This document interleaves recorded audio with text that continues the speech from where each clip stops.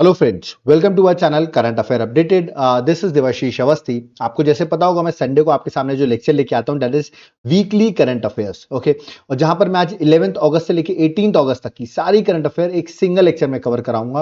और ये लेक्चर बहुत इंपॉर्टेंट होगा। अगर आपने इस वीक में अगर आपने लेक्चर्स छोड़ दिए, आपके डेली करंट अफेयर मिस हो गए हैं, तो आप इस लेक्चर को देख के पूरा कंप्लीट कर सकते हो। बट अगर आपने डेली देखा हुआ है तो ये आपके लिए रिवीजन की तरह बहुत हेल्प करेगा। ओके, तो क्विक रिवीजन हो जाएगा आपका करंट अफेयर्स का। तो चलिए स्टार्ट करते हैं वीकली करंट अफेयर्स को, जो मैं एमसीक्यू फॉर्मेट में डिस्कस करता हूं। ओके, सबसे पहला question, when will be the assembly election in Jammu and Kashmir begin in 3 phases.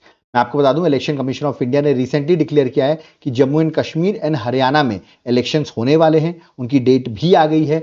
Jammu and Kashmir में 3 फेजेस में होंगे और हरियाणा में एक सिंगल फेज में इलेक्शन होगा। ओके, तो यहां पर जो 3 फेजेस में होंगे, तो मैंने पूछा जम्मू एंड कश्मीर में पहला फेज मतलब जब इलेक्शन स्टार्ट कब से, ये क्वेश्चन मैंने यहां पर पूछा है। ऑप्शंस आपके सामने हैं। इसका करेक्ट आंसर मैं आपको बता देता हूं, दैट इज 18 सितंबर 2024 से इलेक्शन स्टार्ट है। 18 सितंबर को पहला फेज का इलेक्शन हो जाएगा जम्मू एंड कश्मीर में, फिर सेकंड फेज है, फिर थर्ड फेज है, और हरियाणा में सिर्फ एक फेज का ही इलेक्शन है। ओके, चलिए मैं इसके बाद थोड़ी और डिटेल आपको बता देता हूं। देखिए, पहला फेज का इलेक्शन मैंने बताया 18 सितंबर को होगा, सेकंड फेज का इलेक्शन जो है वो 25 सितंबर को होगा, और 1 अक्टूबर को थर्ड फेज होगा। तो मतलब थर्ड फेज में फाइनली जो विधानसभा के इलेक्शन हैं जम्मू एंड कश्मीर के, वो कंप्लीट हो जाएंगे, दैट इज असेंबली इलेक्शन यहां पर कंप्लीट हो जाएंगे, और रिजल्ट जो है वो 4 अक्टूबर को आ जाएगा। ओके, जबकि हरियाणा में एक सिंगल फेज में इलेक्शन है, तो वहां पर सिर्फ एक दिन वोटिंग है, दैट इज 1 अक्टूबर 2024, और रिजल्ट देखिए 4 अक्टूबर 2024 को आ जाएगा। तो मतलब दोनों का रिजल्ट एक दिन पर ही है। बट याद रखना आपको कि यहां पर 3 फेज में इलेक्शन है, यहां पर एक सिंगल फेज में। ओके, अब जम्मू एंड कश्मीर में तो देखो पहली बार इलेक्शन हो रहे हैं आफ्टर ये यूनियन टेरिटरी बनी है, उसके बाद पहली बार इलेक्शन हो रहे हैं।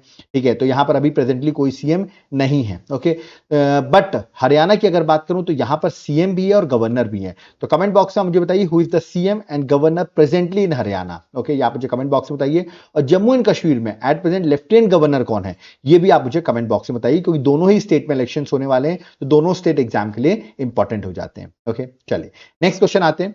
Which Malayalam film won the best feature film award at the 78th National Film Award 2024। तो कौन सी मलयालम फिल्म है जिसको बेस्ट फीचर फिल्म अवार्ड मिला है? बहुत इंपॉर्टेंट क्वेश्चन। अभी जो नेशनल अवार्ड्स मिले उसमें ऑप्शंस आपके सामने गुलमोहर, ऊंचाई, अत्तम, कंतारा, ये ऑप्शन दिए गए हैं। वो लोग जल्दबाजी में कंतारा आंसर लगा देंगे, बट कंतारा आंसर नहीं है, करेक्ट आंसर है Attam. Okay, that is option number C जो है वो करेक्ट आंसर है। मैं आपको इसके बारे में बता देता हूं। याद रखिएगा, ये फिल्म जो है सेक्सुअल वॉयलेंस को एड्रेस करती है, और ये नेशनल लेवल की फिल्म बन गई है क्योंकि इसको नेशनल अवार्ड मिल गया है, तो आपको याद रखना है। तो ये बेस्ट फीचर फिल्म अत्तम, याद रखिएगा, है ना, विनर है। बेस्ट एक्टर जो है वो ऋषभ शेट्टी है, कंतारा मूवी के लिए, कंतारा के लिए उनको मिला है। बेस्ट एक्टर्स जो है नित्या मेनन और मानसी पारेख हैं। ठीक है, दैट इज दोनों अलग अलग मूवी के लिए हैं। नित्या की अगर बात करूं तो त्रिचुत्रा बलम, और जो मानसी जी हैं वो कच्छ एक्सप्रेस के लिए उनको एक्ट्रेस में मिला है बेस्ट एक्ट्रेस का। और बेस्ट डायरेक्टर भी याद रखिए सूरज बड़जात्या है ऊंचाई मूवी के लिए। ओके, तो एटलीस्ट टॉप 4 जो है ना, ये तो याद रखना, ये एग्जाम में आपके आ सकता है। ओके, चलिए नेक्स्ट क्वेश्चन में आते हैं। नेक्स्ट क्वेश्चन है question number 3। India celebrates it's independence day on 15 अगस्त। सबको पता है this year 78th independence day था, जिसको आप स्वतंत्रता दिवस भी कहते हैं। इस बार की थीम क्या थी, ये मैंने आपसे पूछा है कि इस बार की जो हमारा इंडिपेंडेंस डे था उसकी थीम क्या थी। ऑप्शंस आपके सामने दिए गए हैं। ओके, इस बार की जो थीम थी दैट इज विकसित भारत। तो correct answer option number D है, दैट इज डेवलप्ड। याद रखिएगा, इंडिया या विकसित भारत आप कह सकते हैं इस बार की थीम थी। ओके, हमें इंडिपेंडेंस मिली 15 अगस्त 1947 में। ओके, ये आप सबको पता होगा। आपको मुझे बताना है कि जब हमें 15 अगस्त 1947 में इंडिपेंडेंस मिली, तो उस दिन उस टाइम पर हमारे देश के वॉइस रॉय कौन थे, ये आप मुझे कमेंट बॉक्स में मेंशन करके बताइए। ओके, चलिए नेक्स्ट क्वेश्चन में आते हैं। Question number 4, which new sports will be introduce in 2028 Olympics summer Olympics in Los Angeles. मैं बता दूं, जो अगला ओलंपिक्स होने वाला है समर ओलंपिक्स, वो होने वाला है यूएसए में, लॉस एंजलिस में, आपको याद रखना है। तो वो 34th एडिशन होगा जो वहां पर होने वाला है। अभी तो 33rd एडिशन पेरिस में हुआ था। तो मैंने पूछा कौन से न्यू स्पोर्ट्स वहां इंट्रोड्यूस होंगे, है ना। तो ये ऑप्शंस आपके सामने दिए गए हैं। देखिए बता दूं, टोटल ऐसे 4 स्पोर्ट्स है जो नए स्पोर्ट्स है, इनको यहां पर इंक्लूड किया जा रहा है। इंटरेस्टिंग बात है इसमें, देखिए क्रिकेट एक ही जगह ऑप्शन है, करेक्ट आंसर ऑप्शन ए है। क्रिकेट 2020 के फॉर्मेट में होगा, याद रखिएगा। अगला है लाक्रोज, स्क्वैश, फ्लैग फुटबॉल। तो ये आपको याद रखना है। ये 4 जो आपको यहां पर नाम आप देख रहे हैं, ये चारों जो हैं that going to be introduced in 2028 summer Olympics, okay, जो कि यूएसए में होने वाले हैं। ये आपको याद रखना, क्रिकेट 2020 के फॉर्मेट में होगा। ओके, चलिए नेक्स्ट क्वेश्चन में आते हैं, that is question number 5th। Which institute has retained its top spot in the recently release 9th India national ranking report, NIRF की जो रैंकिंग आई है उसमें मैंने पूछा है कि top highest education institution in India overall category में कौन सी है, कौन सा बना है। ऑप्शंस आपके सामने दिए गए, ओवरऑल कैटेगरी में मैंने आपसे पूछा है, ठीक है। ऑप्शंस आपके सामने हैं और ये इसका करेक्ट आंसर है। ऑप्शन नंबर ए आईआईटी मद्रास। आप देख सकते हो ओवरऑल कैटेगरी में आईआईटी मद्रास है, और आईआईटी मद्रास कोई अभी से नहीं है, 2019 से टॉप पोजीशन ले रखा है। 6th consecutive year IIT Madras जो है रैंक 1 पर रहा है, ये आपको याद रखना है, ठीक है। अब आप सोच रहे होंगे कब रिलीज किया गया, 12 अगस्त को हमारे जो एजुकेशन मिनिस्टर है धर्मेंद्र प्रधान, उन्होंने ही ये 9th इंडियन रैंकिंग रिपोर्ट जो है एनआईआरएफ की रैंकिंग जो है वो रिसेंटली रिलीज की। ओके, अब आप अगला क्वेश्चन देखो, यहां मैंने पूछा है क्योंकि मेडिकल अभी बहुत न्यूज में है, डॉक्टर्स बहुत न्यूज में है, तो मैंने पूछा है मेडिकल कैटेगरी ऑफ एनआईआरएफ जो 2024 की रैंकिंग आई है उसमें कौन से इंस्टीट्यूशन ने टॉप किया है, रैंक 1 पे कौन है मेडिकल कैटेगरी में। तो ऑप्शंस आपके सामने दिए गए हैं, कौन सी कैटेगरी मेडिकल कैटेगरी में कौन है। तो इसका करेक्ट आंसर है, बहुत इजी है, एम्स दिल्ली। ओके, तो एम्स दिल्ली की फैसिलिटीज भी बहुत अच्छी हैं, तो correct answer option number A है, that is AIIMS Delhi. Okay, चलिए नेक्स्ट आते हैं, which institution top management category में किसने टॉप किया है। एनआईआरएफ जो रैंकिंग है 2024 की, उसे मैनेजमेंट कैटेगरी ने किसने टॉप किया है। तो आई think that is very easy. अगर आपको पता होगा, आपने आईआईएम का नाम सुना होगा, तो कभी भी आईआईएम की बात की जाए तो अहमदाबाद का नाम जरूर आता है, तो बिल्कुल correct answer option number C है, दैट इज आईआईएम अहमदाबाद। उसके बाद आईआईएम बैंगलोर है, आईआईएम कोझिकोडे है, बट याद रखिएगा फर्स्ट रैंक आपको बस याद रखनी है, that is IIM Ahmedabad. Okay, next question number 8, union finance secretary थे ये टीवी सोमनाथन, अभी रिसेंटली इनको कैबिनेट सेक्रेटरी अपॉइंट कर दिया गया फॉर 2 इयर्स, 2 साल के लिए कैबिनेट सेक्रेटरी अपॉइंट हो गया। मैं इमेज दिखा देता हूं इनकी, ये हैं आपके अब एट प्रेजेंट कैबिनेट सेक्रेटरी। मैंने पूछा है इन्होंने he will be taking over from, मतलब ये भी किसकी जगह ये जगह ले रहे हैं, मतलब कौन पहले कैबिनेट सेक्रेटरी था जिसको टीवी सोमनाथन रिप्लेस कर रहे हैं। ओके, ऑप्शंस आपके सामने दिए गए हैं, और पहले इससे पहले जो हमारे कैबिनेट सेक्रेटरी थे वो थे राजीव गौबा, अब नए जो बन गए हैं टीवी सोमनाथन। ओके, तो correct answer that is option number C को उन्होंने रिप्लेस किया, राजीव गौबा को रिप्लेस किया है। ओके, चलिए, और इनका जो टेन्योर है वो 30 अगस्त से स्टार्ट हो जाएगा। ओके, चलो नेक्स्ट क्वेश्चन आते हैं, question number 10, which became the third state to announce menstrual leave for working women. Menstrual leave की मिलेगी अब वर्किंग वुमेन को, थर्ड स्टेट बन गया। एक्चुअली पहला स्टेट मैं आपको बता देता हूं, ठीक है, पहला और दूसरा स्टेट कौन सा था आप ये सोच रहे होंगे, ठीक है, पहले तो आप ये तो थर्ड स्टेट कौन सा बन गया, पहले हम क्वेश्चन पे आते हैं, कौन सा फर्स्ट स्टेट बन गया, थर्ड स्टेट बन गया। तो करेक्ट, अभी रिसेंटली ओडिशा ने ये अनाउंस किया है, तो correct answer option number D है, दैट इज ओडिशा। ओके, आप मुझे बताइए ओडिशा की डिप्टी सीएम है, इनका नाम कमेंट बॉक्स में बताइए, who is the deputy CM of Odisha, जिनका यहां पर इमेज आपको दिख रही है, ठीक है, क्योंकि इन्होंने ही अनाउंसमेंट की है।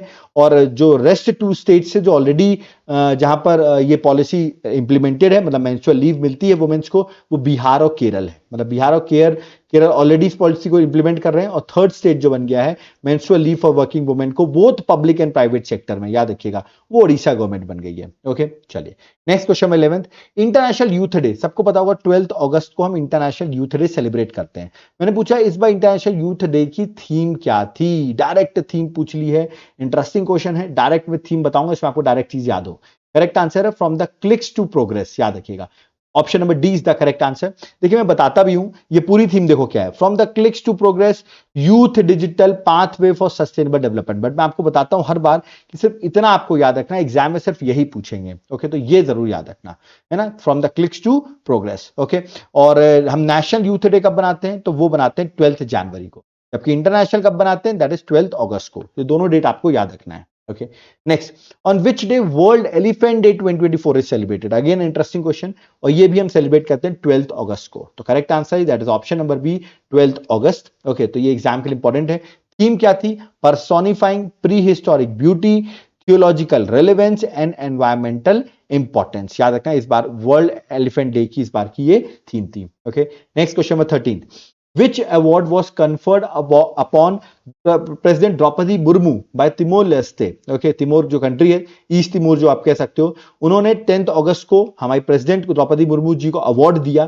तो मैंने पूछा ये अवार्ड का नाम क्या है। अब आप देखिए सब जगह तिमोर लेस्टे लिखा हुआ है, आप कंफ्यूज हो जाओगे ना, आपको अवार्ड का नाम नहीं पता होगा तो, क्योंकि अगर ये पूछूं ये अवार्ड किसको मिला है तो आप लोग तो द्रौपदी मुर्मू आंसर लगा दोगे, पर अवार्ड का नाम क्या है, तो याद रखना grand collar of the order of Timor Leste जो है ये अवार्ड का नाम है। तो करेक्ट आंसर ऑप्शन बी है, हमारी प्रेसिडेंट वहां पर विजिट में थी और उनको ये अवार्ड, वहां का हाईएस्ट सिविलियन अवार्ड जो है वो दिया गया है। ओके, नेक्स्ट क्वेश्चन 14, एक्सरसाइज उदार शक्ति 2024 is a bilateral air force exercise, एक एयरफोर्स एक्सरसाइज है between air force of which countries, किस कंट्रीज के बीच की एक्सरसाइज है, कहां हो रही है ये भी पता होना चाहिए आपको। ये एक्सरसाइज है इंडिया और मलेशिया के बीच में, that is option number B जो है वो करेक्ट आंसर, उदार शक्ति इंडिया और मलेशिया के बीच में है।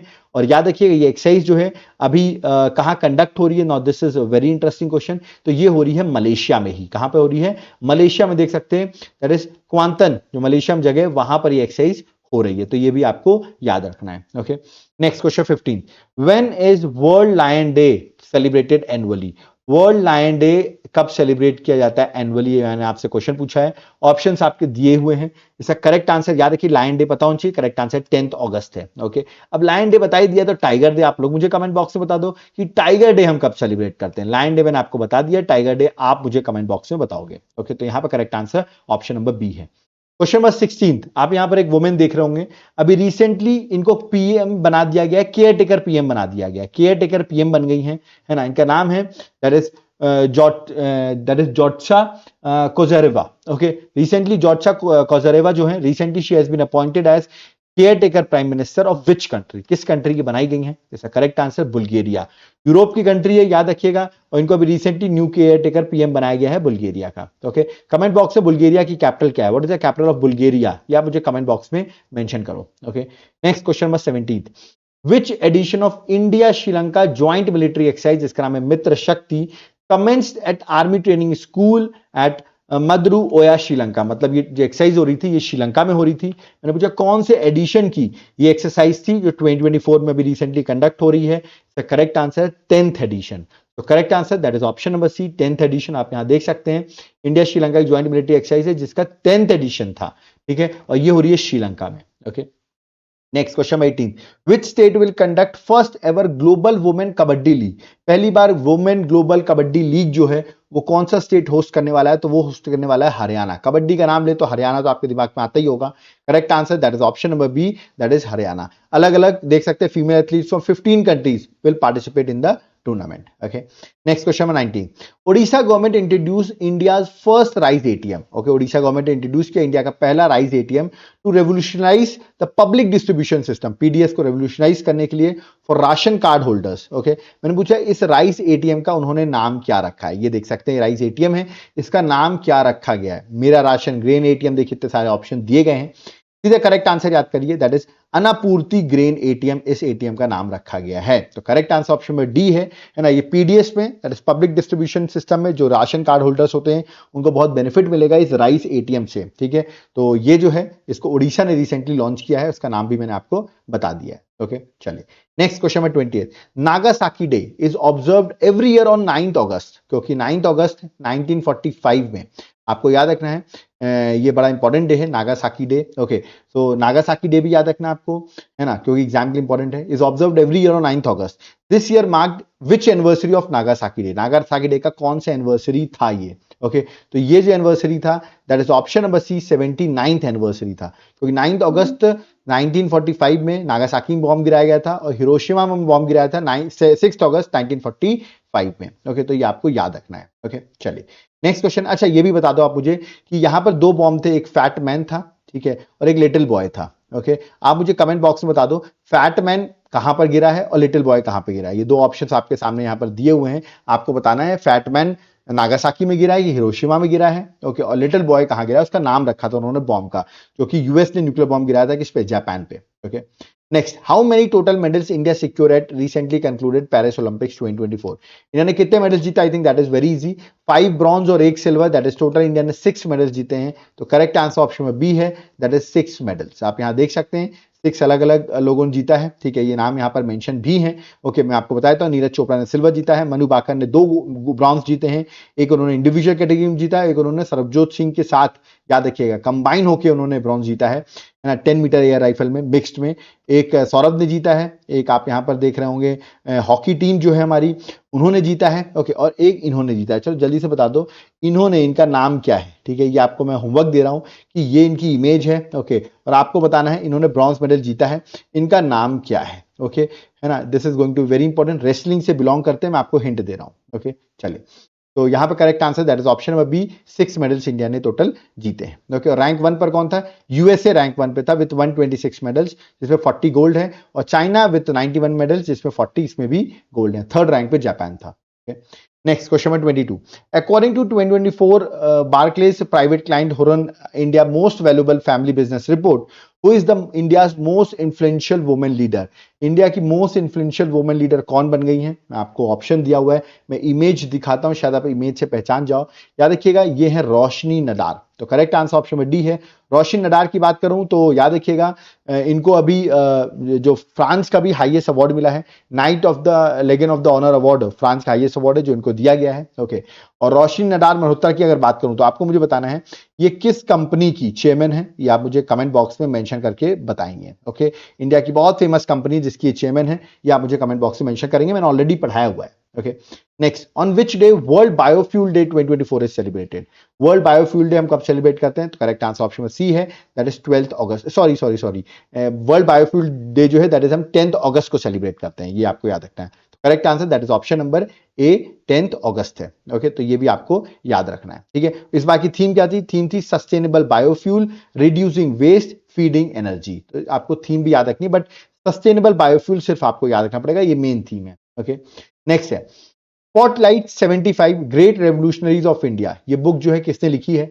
एक्चुअली यहां पर उन रेवोल्यूशनरीज की डिस्कशन किया गया जिनको ज्यादा श्रेय नहीं मिलता है इंडिपेंडेंस के लिए। तो ये बुक किसने लिखी है? ये बुक लिखी है C, option number C, Bhim Singh. याद रखिएगा, C is the correct answer.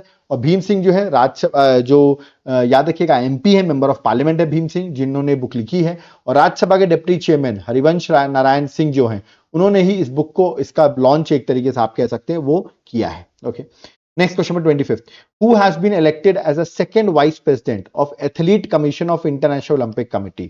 second vice president मतलब एक vice president ऑलरेडी है, second vice president कौन अपॉइंट हुए मैंने पूछा है। इसका करेक्ट आंसर है अभिनव बिंद्रा। अभिनव बिंद्रा जी को अपॉइंट किया गया है, आपको पता होगा इंडियन ओलंपिक ऑर्डर, याद रखिएगा ओलंपिक ऑर्डर का भी अवार्ड, इंडियन नहीं सॉरी, ओलंपिक ऑर्डर का भी अवार्ड जो है इस बार इनको दिया गया है ना। तो ये भी इंपॉर्टेंट हो जाता है। और अभी आप देख सकते हैं ये वाइस प्रेसिडेंट बन गए, सेकंड वाइस प्रेसिडेंट बन गए एथलेटिक्स कमीशन के of international Olympic committee. Okay, चलिए नेक्स्ट क्वेश्चन में आते हैं, that is option number 26, which is the first state to provide cash to adolescent girls to buy sanitary napkins? Okay, मतलब cash मिलेगा adolescent girls को कि वो सैनिटरी नैपकिन्स बाय कर सके। देखिए सैनिटरी नैपकिन्स बहुत स्टेट्स देते हैं, बट कोई उनके अकाउंट में पैसे नहीं डालता। ये स्टेट पहला बना है जो इनके अकाउंट में 300 रुपए सालाना पैसे देगा, ठीक है, वुमेन्स को, ठीक है, जिससे वो सैनिटरी नैपकिन्स खरीद सके, है ना। ये स्टेट बना है Madhya Pradesh. Correct answer option A है, दैट इज मध्य प्रदेश। आपको याद रखना है, दिस इज वेरी इंपॉर्टेंट। अब ये स्कीम की एलिजिबिलिटी अलग अलग है, ऐसा नहीं कि सबको ही ट्रांसफर हो रहा है, चाहे वुमेन की एज कितनी भी हो। इसमें प्रॉपर जो रूल्स रेगुलेशंस यहाँ सरकार ने बना रखे हैं। ओके, चलिए नेक्स्ट क्वेश्चन में आते हैं, question 27, what is Gaurav which was recently seen in news? Okay, अभी गौरव जो है बड़ा न्यूज में चल रहा है, तो गौरव है क्या? आपका कोई फ्रेंड भी हो सकता है गौरव। ओके, इसका करेक्ट आंसर है लॉन्ग रेंज ग्लाइड बॉम्ब। तो करेक्ट आंसर ऑप्शन में डी है, लॉन्ग रेंज ग्लाइड बॉम्ब है जिसका नाम है गौरव। ओके, सो डीआरडीओ है successfully tested its long range glide bomb Gaurav off the coast of Odisha. अभी रिसेंटली इसकी टेस्टिंग भी हुई है, तो इंपॉर्टेंट हो जाता है, एग्जाम के लिए पूछा जा सकता है। ओके, नेक्स्ट क्वेश्चन में 28, the ministry of external affair and ISRO commercial arm, ISRO का कमर्शियल आर्म का नाम क्या है?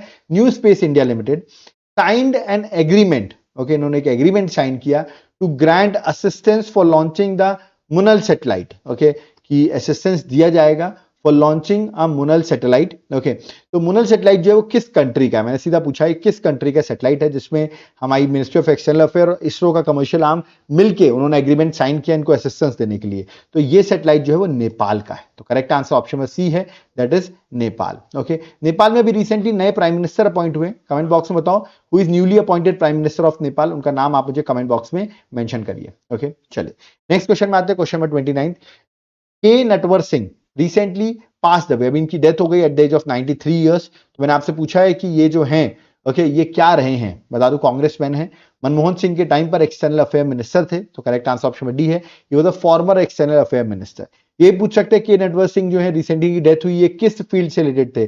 Businessman, actor, politician? तो करेक्ट आंसर होगा पॉलिटिशियन। ओके, चलिए नेक्स्ट क्वेश्चन में देख सकते हैं 2004-5 में यूपीए 1 में प्राइम मिनिस्टर मनमोहन सिंह जब थे, तो ये एक्सटर्नल अफेयर मिनिस्टर रह चुके हैं। ओके, नेक्स्ट क्वेश्चन में 30th, world's oldest calendar has been discovered in which country? World का ओल्डेस्ट कैलेंडर किस कंट्री में डिस्कवर किया गया है?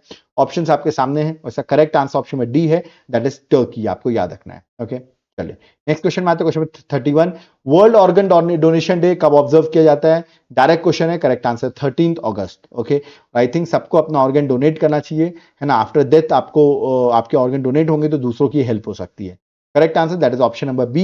इस बार की थीम याद रखिएगा, मतलब जो स्लोगन है जिसके अंदर इस बार का world organ donation day celebrate किया रहा है वो है be the reason for someone smiles today. याद रखिए, be the reason for someone smile today जो है इस बार की थीम थी। ओके, नेक्स्ट है, which state government has made the registration of temple mutts and trust compulsory? मतलब ये जो टेम्पल्स हैं, मठ हैं, ट्रस्ट हैं, इन सबका कंपलसरी कर दिया है कि स्टेट गवर्नमेंट में इनका रजिस्ट्रेशन होना कंपलसरी है। किस स्टेट गवर्नमेंट ने किया है? ये किया रिसेंटली बिहार गवर्नमेंट ने। Correct answer that is option number B, Bihar government. Okay, next, अभी आप यहाँ पे एक वुमेन देख रहे होंगे, इनकी एज बहुत कम थी, 56 ईयर्स की थी। याद रखिएगा, सीईओ रह चुकी हैं, ये फॉर्मर सीईओ रह चुकी हैं, है ना। नाम है सुजैन, अभी रिसेंटली इनकी डेथ हो गई at the age of 56 years. मैंने पूछा किस कंट्री की फॉर्मर सीईओ रह चुकी है?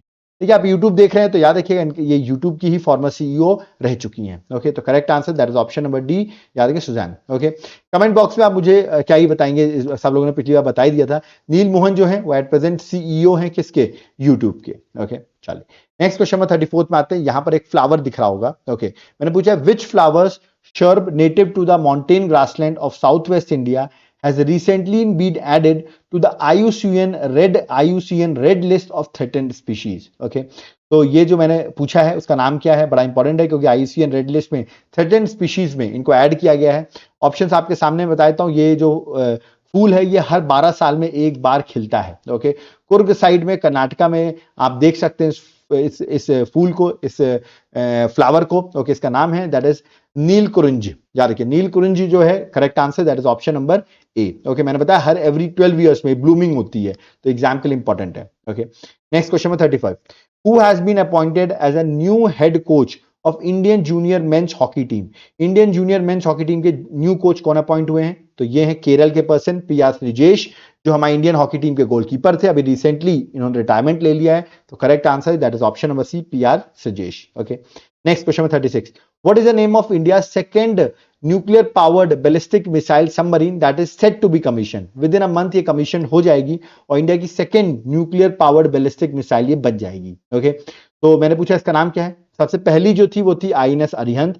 अभी जो होने वाली है सेकंड वो होने वाली है आईएनएस अरिघाट। याद रखिएगा, आईएनएस अरिघाट जो है करेक्ट आंसर है, that is option number D जो है वो करेक्ट आंसर है। ओके, चलिए नेक्स्ट क्वेश्चन में आते हैं, क्वेश्चन में 37।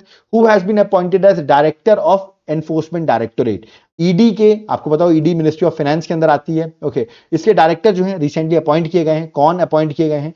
उनका नाम है, मैं इमेज दिखा देता हूं, इनका नाम है राहुल नवीन। तो correct answer that is option number A, Rahul Naveen. ये पहले एक्टिंग डायरेक्टर थे बट अब ये कंप्लीट डायरेक्टर इनको बना दिया गया है डायरेक्टोरेट ऑफ एनफोर्समेंट का, दैट इज ईडी का। ओके, चलिए नेक्स्ट क्वेश्चन में 38। The 28 central and state statistical organisation conference जो है अभी कंक्लूड हुई, कहां पर ये कॉन्फ्रेंस हुई है? मैंने आपसे क्वेश्चन पूछा है, the correct answer that is option number D, new Delhi. तो ये आपको याद रखना है। इस बार की थीम भी देख लो क्या थी इस कॉन्फ्रेंस की, use of data for decision making, strengthening state statistical system. तो ये आपको एक बार गो थ्रू जरूर करनी है इसकी थीम। ओके, नेक्स्ट क्वेश्चन में 39। What is the total number of Ramsar sites in India after added 3 more wetlands in August 2024? आपको बताओ रामसर साइट्स में 3 नई रामसर साइट्स ऐड हो गई हैं, तो टोटल अब कितनी रामसर साइट्स हो गई है? मैंने आपसे क्वेश्चन पूछा है, तो अब इंडिया की टोटल रामसर साइट्स हो गई है 85। याद रखिएगा 85, और जो 3 ऐड हुई हैं, एक है नंजरायन और एक है कछुवेली बर्ड सेंचुरी, ये दोनों तमिलनाडु से बिलोंग करती हैं, और एक मध्य प्रदेश का तवा रिजर्वायर। तो आप देख सकते हैं 3 जो ऐसी रामसर साइट्स है जो ऐड हुई हैं, पहले 82 थी, अब इन 3 के बाद 85 हो गई हैं। ओके, चलिए आप मुझे कमेंट बॉक्स में बताइए, हम वेटलैंड डे, क्योंकि Ramsar site for the conservation of wetland होता है, तो आप मुझे बताइए वेटलैंड डे हम कब सेलिब्रेट करते हैं? आप मुझे उसका डे जो है वो मेंशन करिए। Okay, next, who has been appointed as a new ambassador of India to the united nation? कौन नए एम्बेसडर अपॉइंट हो गए टू द यूनाइटेड नेशन? इनका नाम है पी हरीश। याद रखिएगा, इंपॉर्टेंट है, सीनियर आईएफएस ऑफिसर हैं, फॉरेन सर्विसेज के ऑफिसर हैं। ए इज द करेक्ट आंसर, आपको डायरेक्टली याद रखना है। ओके, नेक्स्ट क्वेश्चन में 41। India has observed Partition Honor Remembrance Day every year on which date to pay tribute to those who lost their lives and were displaced during the country's partition in 1947. तो किस day को partition horror remembrance day celebrate किया जाता है? मोदी जी ने 2021 से declare किया हुआ है, तब से इसको सेलिब्रेट कर रहे हैं। इसका करेक्ट आंसर है 14 अगस्त। याद रखिए, जिस दिन पाकिस्तान का इंडिपेंडेंस डे बनता है उसी दिन हम पार्टीशन हॉरर रिमेम्बरेंस डे जो है वो सेलिब्रेट करते हैं, और 2021 से फर्स्ट टाइम इस डे को सेलिब्रेट किया गया था। ओके, चलिए नेक्स्ट आता है question 42। In August 2024 Indian Railway Catering and Tourism Corporation, that is IRCTC, सुना होगा आपने आईआरसीटीसी, उसने and the National Capital Region Transport Corporation ने कोलैबोरेट किया है टू लॉन्च डैश इनिशिएटिव। कौन सा initiative? To enhance the travel experience for passengers और Indian Railways and Namo Bharat train. मतलब एक्चुअली आपको पता होगा, जैसे आप मेट्रो की टिकट्स लेते हो तो आप आईआरसीटीसी से थोड़ी लेते होगे, वहीं जाकर टिकट लेते होगे, बट अब यहाँ पे इन्होंने कोलैबोरेट कर लिया। आप चाहें तो आईआरसीटीसी की साइट से ही आप मेट्रो की भी टिकट्स ले सकते हैं। तो कोलैबोरेशन जो हुआ है उसका नाम जो रखा गया that is one India one ticket. याद रखिएगा, तो करेक्ट आंसर ऑप्शन में बी है, that is one India one ticket. Okay, next question 43। Which future event did prime minister express India's dream of hosting during the independence day speech at the red fort on 15 अगस्त? कौन सा event prime minister Modi का मन है उसको host करने का पूरी कोशिश भी की जाएगी? इसका करेक्ट आंसर है ओलंपिक्स 2036। 2036 में इंडिया बिड करेगा ओलंपिक्स के लिए, और देखते हैं क्या इंडिया को ओलंपिक्स गेम्स मिल पाते हैं कि नहीं। तो correct answer option number C है। Okay, question 44। Doctor Ram Narayan Agarwal, R N. Agarwal, बहुत फेमस रहे हैं ये, है ना। मैंने पूछा है एसोसिएटेड विथ विच मिसाइल, किस मिसाइल से ये एसोसिएटेड थे? देखिए, आर.एन. अग्रवाल की अगर बात करूं तो he is known as father of Agni missile. Okay, so Agni missile से एसोसिएटेड थे। करेक्ट आंसर ऑप्शन में डी है, दैट इज अग्नि। आप देख सकते हैं पद्म भूषण भी अवार्ड इनको मिल चुका है। ओके, और रिनोड डीआरडीओ साइंटिस्ट हैं, है ना, और इनको हम क्या कहते हैं, मैंने बताया ना, फादर ऑफ अग्नि मिसाइल आप कह सकते हैं। देखिए लिखा भी है, father of Agni missile. Okay, next question 45। Who was elected as Thailand new prime minister at the age of 37? और ये सिर्फ 37 की एज में यंगेस्ट प्राइम मिनिस्टर बन गई है, कहाँ की? थाईलैंड की। ओके, तो मैंने आपसे पूछा इनका नाम क्या है। देखिए, इससे पहले जो प्राइम मिनिस्टर थे उनका नाम था ताकसिन सिनावात्रा, और इन्हीं की बेटी है जो 37 ईयर्स की है जिनको प्राइम मिनिस्टर बना दिया गया है, जिनका नाम है पतोंगतरन शिनवात्रा। याद रखिएगा, पतोंगतरन शिनवात्रा जो है, शी इज द वुमेन और she became the youngest person in Thailand to become the prime minister at the age of 37. तो correct answer option number A है। Okay, 46। Which continent has decided a public health emergency due to mpox? Okay, और बता दूं अभी India में तो mpox नहीं आया है, बट सुनने में आ रहा पाकिस्तान में mpox पहुंच गया है। तो ये सीरियस वार्निंग, हमको इस चीज से ध्यान रखना है। ये जो है public health emergency already Africa में डिक्लेयर की जा चुकी है, क्योंकि अफ्रीका में आप देखेंगे इसके बहुत से केसेस मिल रहे हैं। तो करेक्ट आंसर ऑप्शन बी है, that is Africa, as a public health emergency in Africa. Okay, next question 47। Which state former CM, जिनका नाम है Salseng C Marak, okay, former CM रह चुके हैं। ओके, कांग्रेस पर्सन है, ये आईएनसी के हैं, पॉलिटिक्स से रिलेटेड है, अब इनकी डेथ हो गई। किस स्टेट से बिलोंग करते हैं? पॉलिटिशियन है और he belongs to Meghalaya. Correct answer option C है, दैट इज मेघालय। अभी रिसेंटली इनकी डेथ हुई है। Question 48। Who has been appointed as a new DGP of Jammu and Kashmir? देखो मैं आपको बताता हूं, जो एनएसजी है ना, नेशनल सिक्योरिटी गार्ड, जिसको आप ब्लैक कैट्स कहते हैं, उसी के जो डीजी थे जिनका नाम था नवीन प्रभात, इसी को अपॉइंट कर दिया गया as a DGP of Jammu and Kashmir. Okay, so अब देखते हैं एनएसजी का कौन बनता है डायरेक्टर जनरल, है ना, क्योंकि 30th आई थिंक 30th अक्टूबर से है। ठीक है, डेट बताई तो मैं आपको, ये सॉरी 1 अक्टूबर से, 1 अक्टूबर से इनको चार्ज इसका लेना है, DGP of Jammu and Kashmir का। ठीक है, और यहां पर देखते हैं एनएसजी के डीजी कौन अपॉइंट होते हैं। तो अभी याद रखना है आपको, एनएसजी के जो डीजी हैं नलिन प्रभात, जिनको DGP of Jammu and Kashmir बनाया गया है। ओके, चलिए आगे बढ़ते हैं। और यहां पर हमारे आप देखेंगे सारे क्वेश्चन जो थे वीकली करंट अफेयर्स के मैंने सारे करा दिए हैं, जितने भी एग्जाम के लिए इंपॉर्टेंट थे। ओके, अब आप सोचोगे आपकी कोई बुकलेट है जो हम एक बार में पढ़ के एग्जाम को क्रैक कर सकते हैं? बिल्कुल, यहां पर आप देख रहे होंगे 7 मंथ करंट अफेयर है, जनवरी टू जुलाई, सारी चीजें यहां पर मेंशन है। करना क्या है इस बुकलेट को लेने के लिए, नीचे मेरा व्हाट्सएप नंबर दिया, उस पर मैसेज करो, या तो आप डायरेक्टली एप्लीकेशन से भी बाय कर सकते हो।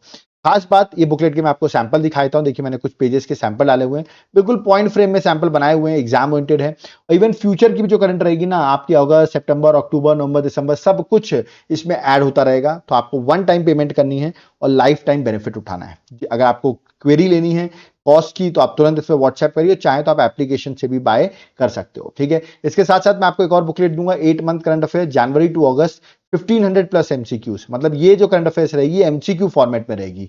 वहां से पढ़ो, यहां से क्वेश्चन प्रैक्टिस करो, आपके लिए बहुत हेल्पफुल होगा। ओके, कैसे मिलेगी मैंने आपको बताया, व्हाट्सएप ये है, एप्लीकेशन ये नंबर है, या तो आप व्हाट्सएप करो या तो आप एप्लीकेशन से भी बाय कर सकते हो। ओके, तो याद रखिएगा, इसके साथ साथ आप सोचोगे और क्या बेनिफिट्स मिलेंगे। जैसे अभी आपने मेरा वीकली करंट अफेयर देखा, ओके, इसकी पीडीएफ आपको मिलेगी। आप मेरा डेली करंट अफेयर्स देखते हो, ओके, आप मेरा टॉपिक वाइज देखते हो, आप मेरा सब्जेक्ट वाइज देखते हो, सारी चीजें का जो करंट अफेयर है, इवन स्टैटिक जीके भी हम आपको करा रहे हैं, ओके, एमसीक्यू फॉर्मेट में करा रहे हैं। तो ये सारी पीडीएफ जो है आपको एक जगह पे मिल जाएंगी, आपको सिर्फ एक टाइम पेमेंट करना और इतने सारे बेनिफिट्स उठा लेने हैं। ओके, एप्लीकेशन को तुरंत डाउनलोड करो, देवाशीष क्लासेस, वहां पर आपको बहुत ज्यादा कोर्सेज मिलेंगे, आप एक बार चेक कर सकते हो। इवन वहां पर मेरे नोट्स का सैंपल भी डला हुआ है, आप अगर नोट्स का सैंपल देखना चाहते हो तो हैंड रिटन नोट्स के वहां सैंपल डले हुए हैं, जैसे पॉलिटी, ज्योग्राफी, हिस्ट्री, इन सारे सब्जेक्ट्स के सैंपल आपको वहां पर मिल जाएंगे। नोट्स अच्छे लगे तो आप बाय भी कर सकते हो। ओके, एक बार जरूर डाउनलोड करना है, क्योंकि वहां पर आपको यूपीएससी के भी कोर्सेज मिल जाएंगे, स्टेट सर्विसेज के भी कोर्सेज मिल जाएंगे। तो मैं आपसे रिक्वेस्ट करूंगा एक बार वीडियो को आप जरूर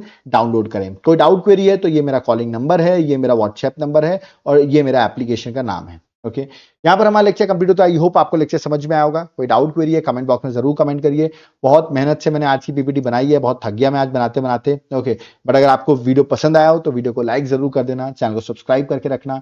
कोई डाउट क्वेरी है वो भी आप बता सकते हैं, बट मैं आपसे रिक्वेस्ट करूंगा अपने फ्रेंड्स के साथ इस वीडियो को जरूर शेयर करें, इसमें ज्यादा से ज्यादा हमें व्यूज मिले और मैं ऐसे ही वीडियोज आपके लिए बनाता रहूं। तो अब यहाँ पर मैं चलता हूँ। Thank you everyone. जय हिंद, जय भारत, जय जगन्नाथ।